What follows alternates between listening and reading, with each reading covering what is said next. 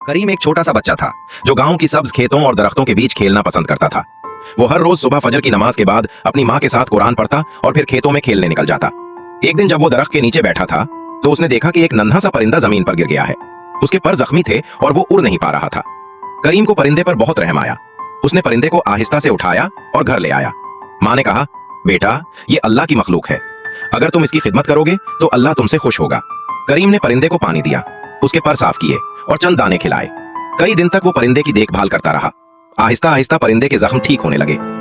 एक सुबह जब सूरज निकला तो परिंदा खुशी से चहकने लगा और अपने पर फड़फड़ाने लगा।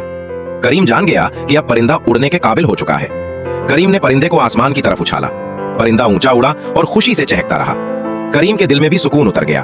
उसने सोचा, वाकई अल्लाह ताला की हर मखलूक की खिदमत करना नेकी है। करीम ने शुक्र अदा किया और दिल ही दिल में दुआ की, या अल्लाह मुझे हमेशा ऐसा दिल दे जो दूसरों की मदद करे, चाहे वो इंसान हो या कोई छोटा परिंदा।